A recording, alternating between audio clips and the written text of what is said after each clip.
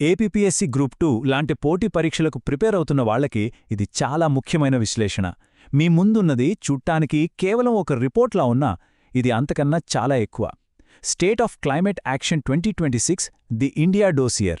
దీన్ని కేవలం సమాచారంలా కాకుండా మీ ఎగ్జామ్ పేపర్ సెట్ చేసేవాళ్ల మైండ్ సెట్ అర్థం చేసుకోవటానికి ఒక మాస్టర్ బ్లూ ప్రింట్లా చూడండి. ఇక్కడున్న ప్రతి పాయింట్ని వాళ్ళొక ప్రశ్నగా ఎలా మార్చగలరో ఇప్పుడు మనం చూద్దాం. సరే, అసలు విషయానికొద్దాం.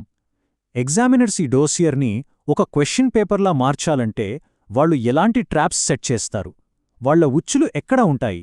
ఈ విశ్లేషణలో మనం కేవలం ఫ్యాక్ట్స్ బట్టి పట్టడానికి రాలేదు, ఒక ఎగ్జామినర్లా ఆలోచించడం నేర్చుకుంటున్నాం.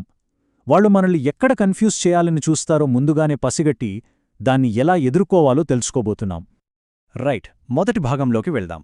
ఇక్కడ మనం భారతదేశం యొక్క ఇంటర్నేషనల్ క్లైమేట్ పాలిటిక్స్ గురించి మాట్లాడుకుందాం. చూడండి, ఈ సెక్షన్ మ్యాచ్ ద ఫాలోయింగ్ ఇంకా అసర్షన్ రీజనింగ్ ప్రశ్నలకు ఒక బంగారు గనిలాంటిది. రకరకాల అంతర్జాతీయ ఒప్పందాలు, వాటి గోల్స్, వాటిలో మన ఇండియా స్టాటస్, వీటన్నిటినీ కలిపి ప్రశ్నలను ఎంత కాంప్లికేట్ చేయొచ్చో మనం ఇప్పుడు చూద్దాం. ఈ స్లైడ్ చూడండి, ఇది మ్యాచ్ ద ఫాలోయింగ్ ప్రశ్నలకు పర్ఫెక్ట్ సోర్స్ అనమాట. ఒకవైపు బెల్లెం 4x ప్రతిజ్ఞ, ఇంకోవైపు బ్లూ ఎన్డీసీ ఛాలెంజ్ ఉన్నాయి. ఎగ్జామినర్ ఏం చేస్తాడంటే బెల్లెం ప్రతిజ్ఞ గోల్ని తీసుకెళ్లి బ్లూ ఎన్డీసీ ఛాలెంజ్కి మ్యాచ్ చేయమంటాడు, లేదా ఐఏను బ్లూ ఎన్డీసీ ట్రాకర్ అని చూపిస్తాడు. చూసారా, ఇక్కడే చాలామంది తప్పు చేస్తారు. బెల్లెం ప్రతిజ్ఞను ట్రాక్ చేసేది ఐఏ, కానీ బ్లూ ఎన్డీసీని నడిపించేది ఫ్రాన్స్ బ్రెజిల్ కూటమి. ఈ చిన్న చిన్న తేడాలే మన ర్యాంకును డిసైడ్ చేస్తాయి. ఇప్పుడు ఇక్కడ ఒక క్లాసిక్ ట్రాప్ ఉంది. దీన్ని చాలా జాగ్రత్తగా గమనించండి. బెల్లెం 4x ప్రతిజ్ఞలో ఇండియా ఒక యాక్టివ్ మెంబర్, కానీ బ్లూ ఎన్డీసీ ఛాలెంజ్ నుండి ఉద్దేశపూర్వకంగా బయటకొచ్చేసింది. ఎగ్జామ్లో డైరెక్ట్గా ఒక స్టేట్మెంట్ ఇస్తారు, భారతదేశంపైన చెప్పిన 2 కార్యక్రమాలలో క్రియాశీలక సభ్యదేశం అని. అది ఖచ్చితంగా తప్పు.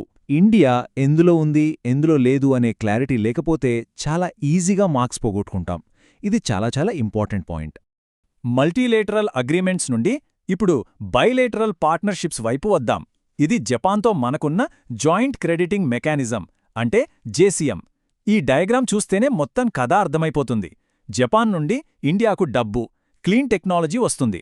ఆ టెక్నాలజీతో మన దేశంలో ప్రాజెక్టులు నడుస్తాయి. దానివల్ల వచ్చే కార్బన్ క్రెడిట్స్ను 2 దేశాలు పంచుకుంటాయి. సింపుల్గా చెప్పాలంటే జపాన్కు కార్బన్ క్రెడిట్స్, మనకు ఇన్వెస్ట్మెంట్ మరియు టెక్నాలజీ. ఈ జేసీఎంను ఈజీగా గుర్తుపెట్టుకోవటానికి మీకోసం ఒక చిన్న చీట్ కోడ్. ఇది మన మధ్య ఒక సీక్రెట్ టిప్ అన్నమాట. జేసీఎం అంటే భారతదేశపు స్వచ్ఛమైన యంత్రాల కోసం జపాన్ మూలధనం. ఈ ఒక్క లైన్ మీకు జేసీఎంలో ఉన్న దేశాలను, దాని అసలు పర్పస్ని, ఇంకా ఫైనల్ అవుట్కమ్ని క్లియర్గా గుర్తుంచుకోవడానికి హెల్ప్ చేస్తుంది. ఎగ్జామ్ టెన్షన్లో ఇది మిమ్మల్ని సేవ్ చేస్తుంది. సరే, ఇప్పుడు మన ఫోకస్ని ఇంటర్నేషనల్ నుండి మన డొమెస్టిక్ పాలసీల మీదకు మారుద్దాం. ఈ సెక్షన్ అంతా డేటాబేస్డ్ క్వశ్చన్స్ మరియు ఆడ్ వన్ అవుట్, అంటే భిన్నమైన దాన్ని గుర్తించండి లాంటి ప్రశ్నలతో నిండి ఉంటుంది. ఇక్కడ ప్రతి నంబర్, ప్రతి ర్యాంక్, ప్రతి పేరు చాలా ఇంపార్టెంట్. చాలా కేర్ఫుల్గా ఉండాలి.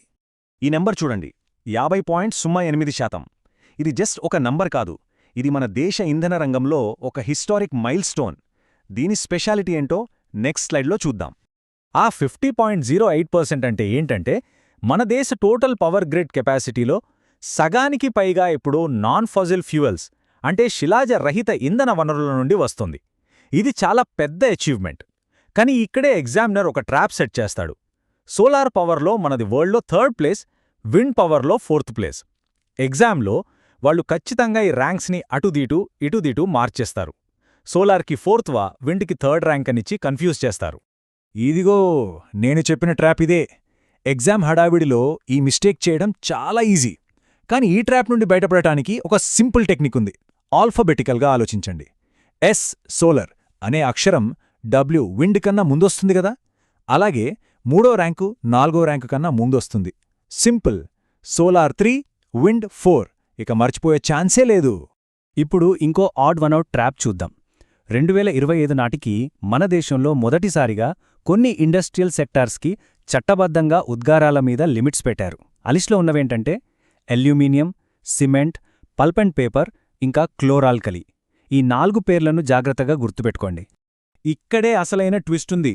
ఐరన్ అండ్ స్టీల్ సెక్టార్ చాలా పొల్యూషన్ క్రియేట్ చేసే వాటిలో ఒకటి అయినప్పటికీ ఈ చట్టపరమైన లిమిట్స్ నుండి స్పెసిఫిక్గా మినహాయించబడింది. క్వశ్చన్ ఎలా వస్తుందంటే, కింది వాటిలో 2025 ఉద్గార నియమాలకు కట్టుబడి ఉండని రంగం ఏది అని అడిగి ఆప్షన్స్లో aluminium, cement, iron and steel, pulp and paper ఇస్తారు. Answer clear, iron and steel. మనం ఇప్పుడు కొంచెం కాంప్లెక్స్ టాపిక్లోకి వచ్చాం, జియో ఇంజనీరింగ్. ఈ కాన్సెప్ట్ కొంచెం క్లిష్టంగా ఉంటుంది కాబట్టే దీన్ని మల్టీ స్టేట్మెంట్ క్వశ్చన్స్లో వాడటానికి ఎగ్జామినర్స్కి ఇది పర్ఫెక్ట్ ఏరియా. ఇక్కడ చిన్న చిన్న టెక్నికల్ పదాలను మార్చి మనల్ని ఈజీగా కన్ఫ్యూజ్ చేయొచ్చు. ఈ ఇమేజెస్ని జాగ్రత్తగా చూడండి. జియో ఇంజనీరింగ్లో బేసిక్గా 2 రకాలున్నాయి. ఒకటి solar radiation management SRM, 2 carbon dioxide removal CDR. వాటి మధ్య తేడా అర్థమైతే చాలు. SRM అంటే ఒక షీల్డ్ లాంటిది, సూర్యరశ్మిని తిరిగి స్పేస్లోకి పంపించి భూమిని కూల్గా ఉంచుతుంది. CDR అంటే ఒక వాక్యూమ్ క్లీనర్ లాంటిది, గాలిలో ఇప్పటికే ఉన్న కార్బన్ను పీల్చుకొని తీసేస్తుంది. ఒకటి షీల్డ్, ఇంకొకటి క్లీనర్. సరే, SRM గురించి కొంచెం డీటెయిల్డ్గా చూద్దాం. దీని పని సింపుల్గా సూర్యరశ్మిని అడ్డుకోవడం. ఎలా? భూమి యొక్క ఆల్బిడో అంటే దాని రిఫ్లెక్షన్ పవర్ని మార్చడం ద్వారా. దీనికొక మంచి ఉదాహరణ మెరైన్ క్లౌడ్ బ్రైట్నింగ్ MCB, అంటే సముద్రం మీద ఉన్న మేఘాలను ఇంకా ప్రకాశవంతంగా చేసి ఎక్కువ సూర్యరశ్మిని వెనక్కి పంపించడం. సో SRM అంటే సన్లైట్ను బ్లాక్ చేయడం, MCB దాని ఒక పద్ధతి అన్నమాట. ఇక CDR విషయానికొస్తే ఇది కంప్లీట్గా వేరు. దీని పని అడ్డుకోవటం కాదు, క్లీన్ చేయటం. ఇది గాలిలో ఉన్న కార్బన్ డయాక్సైడ్ను ఫిజికల్గా పీల్చుకొని భూమిలోనో సముద్రంలోనో సేఫ్గా దాచిపెడుతుంది. దీనికి ఉదాహరణలు BECCS అంటే bio energy with carbon capture, ఇంకా OAE అంటే ocean alkalinity enhancement. So CDR అంటే CO2ను పీల్చడం, BECCS మరియు OAE దాని పద్ధతులు. ఇప్పుడు చూడండి ఎగ్జామినర్ ఎలా ట్రాప్ చేస్తాడో. ఈ స్టేట్మెంట్ గమనించండి. MCB అనేది లోతైన సముద్రాలను లక్ష్యంగా చేసుకునే CDR యొక్క ఒక రూపం. ఈ ఒక్క వాక్యంలో ఒక తప్పు కాదు, ఏకంగా 2 తప్పులున్నాయి. మొదటిది, MCB అనేది CDR కాదు, అది SRM టెక్నిక్. అది ఫస్ట్ మిస్టేక్. రెండోది, MCB టార్గెట్ చేసేది వాతావరణంలోని మేఘాలను, లోతైన సముద్రాలను కాదు. ఇలాంటి ప్రశ్నలను ఎదుర్కోవాలంటే వాక్యాన్ని ముక్కలు చేసి ప్రతి భాగాన్ని విశ్లేషించాలి. ఇప్పటిదాకా మనం చాలా ఫ్యాక్ట్స్ విడివిడిగా చూశాం. అయితే ఎగ్జామ్లో నిజంగా సక్సెస్ అవ్వాలంటే కేవలం ఈ ఫ్యాక్ట్స్ గుర్తుపెట్టుకుంటే సరిపోదు. వాటన్నిటి వెనక ఉన్న ఒక ఇంటిగ్రేటెడ్ స్ట్రాటజీని, అంటే ఒక బిగ్ పిక్చర్ని అర్థం చేసుకోవాలి. ఈ స్లైడ్ మనం ఇప్పటిదాకా నేర్చుకున్న దానికి ఒక మాస్టర్ కీ లాంటిది. ఇండియా క్లైమేట్ యాక్షన్ ప్లాన్ 25-26కి ఈ 3 పిల్లర్స్ ఆధారం. మొదటిది గ్లోబల్ అలైన్మెంట్, మనం బెల్లం, JCM గురించి మాట్లాడుకున్నాం గదా, అది.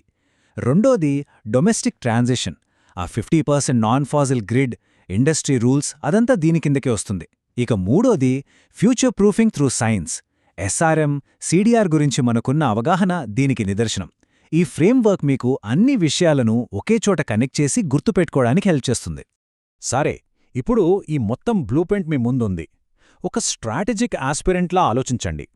ఈ 3 పిల్లర్స్లో ఇంటర్నేషనల్ పాలిటిక్స్, డొమెస్టిక్ టార్గెట్స్, ఇంకా future science examiner favourite area ఏది కావచ్చు? దేనిమీద వాళ్ళెక్కువ ఫోకస్ పెట్టే అవకాశముంది? దీని గురించి ఆలోచించడం మీ రివిజన్ స్ట్రాటజీని ఇంకా షార్ప్గా మార్చుతుంది.